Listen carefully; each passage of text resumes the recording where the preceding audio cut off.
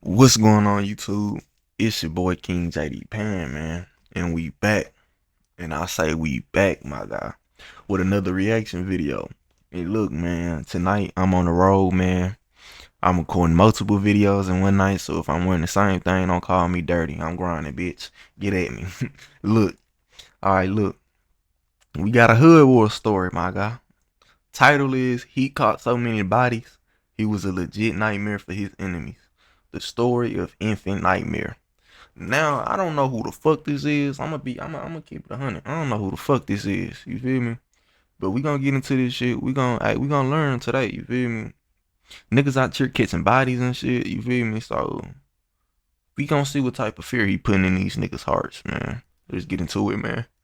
Welcome to Hood War Stories. In this episode, I'll be discussing the life of Infant Nightmare. Dante Kennedy was born on December 29th, 1998, in Los Angeles, California. He attended Hillcrest Elementary School. He was raised in the Baldwin Village neighborhood of Los Angeles, infamously known as the Jungles, or the Jays, an urban fortress composed of high-density apartments and tropical vegetation. The Jungles are still unsafe today, but in the early 2000s, it was on another level. Those were the training bloody. Guys 20 deep in red on every block. Yeah, them niggas bloody, twin. For a while, it was a no-go zone, as you would enter at your own risk. Young black kids growing up in this type of setting more than likely get swallowed into the Black Pea Stones, the gang that has its area on deadlock. This neighborhood is so deep and active that you basically are a member by living there. BPS recruits heavily, but the actual put-on process is not easy and is selective. Nightmare would join BPS in his early teen years. Infant Nightmare made it. He had glasses. Nigga was a geek turned into a demon, huh? Really active in the field. These are the real line pushers, patrolling the neighborhood and banging on people. Nightmare was always known to carry a gun. He primarily focused on the top shooters from rival gangs and prioritized knocking them off. By the time he was 17, he gained high status and rank within BPS. His earned rank was a combination of factors. Nightmare was super solid and very respected, and was very ambitious to get money. He had a good record with the hands and was always down to fight. Alleged bodies and numerous attempts propelled his reputation as one of the top young shooters in South Central. Nightmare was down to kill and do life in prison or die himself in the process. After the rolling 40s and the Harlem 30s, Nightmare hated 18th Street the most. BPS and 18th Street's war goes back decades. In the mid-90s, a few 18th Streeters lived in the Jungles off Ursula Avenue in one apartment. They tried to set up shop and sling drugs on that block. BPS told them it was a no-go. When the Ursula clique continued to sales when things got hectic. After Ursula got pressed, the Rancho clique and some other gunners from other cliques responded with gunfire. BPS responded with full court pressure, shooting up Ursula Ave every day. Shootings would occur from out the window onto the street and from apartment to apartment in the Jungles. It was so much heat the Ursula clique had to vacate the Jays and stay in the Rancho Park clique's hood. The Rancho Park clique were firing back on Ursula's behalf. Even black kids walking to Dorsey High School were getting shot. So the Ursula locals were wound up getting absorbed into the Outsets clique. And that's who's been in the thick of it with BPS, along with the Smiley Drive clique. Nightmare was known for bouncing out, pop out, and shoot you type. But he also had a sneaky side. On one hot night, Nightmare ventured into 18th Street's turf. There he spotted 3 18th Streeters outside on the street talking. Nightmare allegedly got out on foot, crept up from behind, and domed the 18th Streeter. 2 additional shots were fired, but they both missed the other targets. Nightmare gathered himself and fled off into the night. The sneak attack was allegedly one of his first bodies, and the 18th Streeter had a clear view of his face.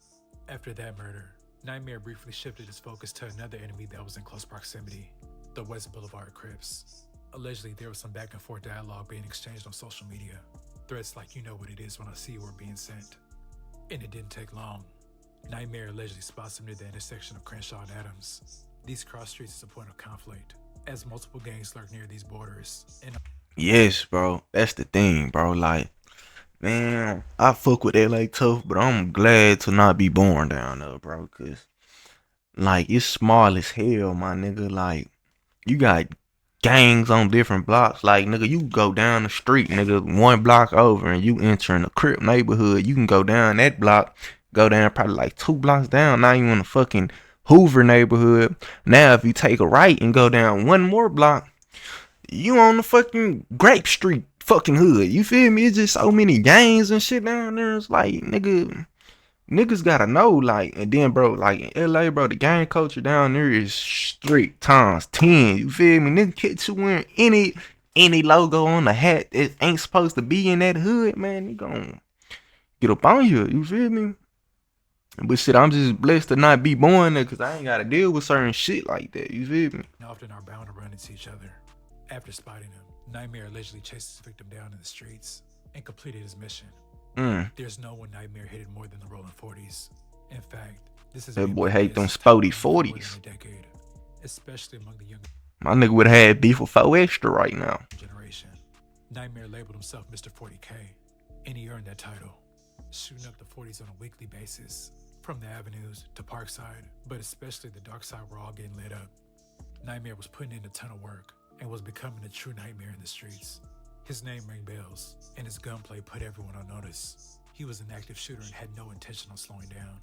As Nightmare rose to one of the top doubters in the city, he began to prioritize killing other top shooters from rival hoods. Africa, also known as Tiny J Stone, was an extremely active, high-ranking member from the 89 East Coast Crips.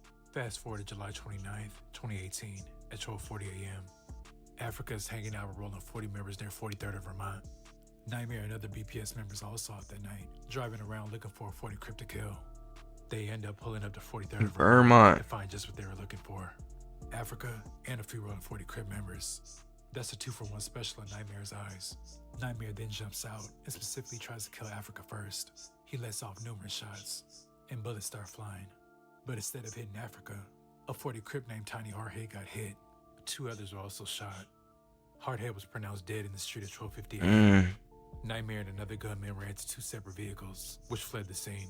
Tiny Hardhead was a factor in the 40s, and he was known for shooting and pressing the issue. Hardhead is set trip. They gon' phone your mic, bro. I ain't even know C making, bro. On phone your mic, pop. He on the phone calling his homies. I pop that y'all niggas don't do nothing, nigga. I'm voting here, I stay shooting y'all niggas. Alright. That nigga saying I stay shooting y'all niggas. Yeah, like, wow, man. It's 4 of y'all, though. It's only 3 of them. Which I need a burner, cuz. We don't got no burner. Let's get our head up, cuz. Originally, when he was killed, there was speculation in the city whether it was the 5 Deuce Hoovers or BPS's work. But as Nightmare got away that night, Africa got a glimpse of his face. Nightmare was wearing a hoodie, and it was dark, but Africa was almost certain it was him. Africa then told the 40s who he thought he saw, and word traveled to the 50s. Tiny Hardhead was deeply connected to the 557s, so both hoods took this loss personally. Retaliation was guaranteed. The Jungles were shot up weekly for almost 2 months. Damn. For good measure, the 557s and 40s also hit up 5 Deuce for a good 2 months also. The results were 3 people dead, but their main prize was still lurking around in the shadows. That's until October 3rd, 2018, shortly after 5 p.m. Nightmare was standing on the sidewalk with a couple brims in their territory. 2 people then walked up and began firing at the group, striking Nightmare and 2 others. Bodies dropped to the ground, and everyone tries to flee. Nightmare was taken to a hospital where he was pronounced dead at 5:51 p.m. He was It 19. was spread that the alleged gunman was a Rolling 40s member and a stud from 50s, and some people were shocked that there was a female shooter involved. Stud getting Now down the on trophy niggas is like gone. that. BPS responded with full force, and the 40s felt major impact in the months that followed. After Nightmare's death, he was super dissed all over social media from various hoods. Roller 40 members even dropped diss songs mocking his death. That's a clear indication of how much of a problem he was in the Yeah, streets. facts. No The cap. top shooters usually don't last long. The common outcome is either early death or life in prison. BPS is still honoring Nightmare to this day. Yeah, damn, man. Sound like niggas out there getting active. Please like, comment, and Yo, man. Sound like that niggas out there getting bracket on the homies. You feel me? Hey, man, that nigga was gunning shit down, but hey, with that lifestyle of gunning shit down, you feel me? In the process, your ass will be gunned down too, man. Don't worry, bro. Your time will be coming, man. Sad to say, but damn. Feel me? It's just sad to see, you feel me, young kings just going out wrong, you feel me? Yo, bro. Nigga caught up in this gang culture. You know, all this shit be lies anyway, man. Nigga caught up in that gang culture, man. Shit weak, bro. Get up out of that.